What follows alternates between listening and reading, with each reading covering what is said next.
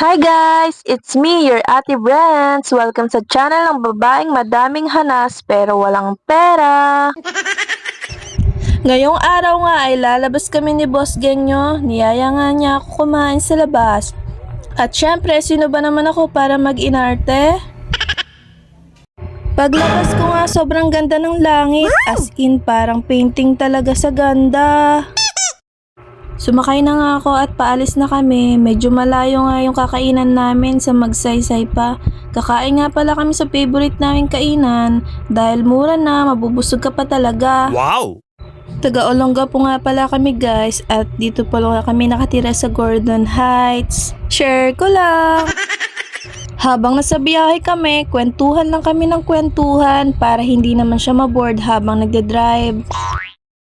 Sabi ko nga sa kanya magdahan-dahan lang siya dahil hindi natin alam ang disgrasya, pero alam ko naman na maingat siya. Sa kanya lang talaga ako kampante umangkas kasi siguro dati palagi kaming nagra-rides at sa ulo ko na rin kung paano siya magmaneho. Namimiss ko na nga yung mga rides namin noon dahil sa sobrang busy hindi na namin masyadong magawa. Pero soon update ko kayo pag nakapag-rides na ulit kami. Mangarap ko nga makalibot sa iba't ibang lugar habang tinutuklas namin ang ganda ng mundo. Wow, ang lalim! Pero legit sobrang nakakawala ng stress kapag naka-rides. Ang daming memories at magandang moment talaga. Kaya mga kaibigan namin dyan. Rides? Ano? Tara! At located nga pala sila sa E1st Street at meron din silang branches sa Subic, Ulo ng Apo at Magsaysay. Pagdating nga namin puno dito sa E1st, kaya sabi namin doon kami sa may tapat ng Saka dito sa may SM Downtown. Kaso wala ring ramyun doon, favorite pa naman yun ni Boss Gang, kaya bumalik ulit kami sa E1st Street. Sakto, tapos na kumain yung ibang tao. Kaya pumasok na kami agad at naghanap na kami ng pwesto. Sobrang dami talaga kumakain dito, lalo na mga workers dahil busog ka na, mura pa. At nag-order na nga si Boss Gang. Ito nga pala yung order ko, letter B. Tonkatsu plus iced tea plus price half spaghetti for only 139 pesos. And sundak iced tea plus ramyun for only 119 pesos.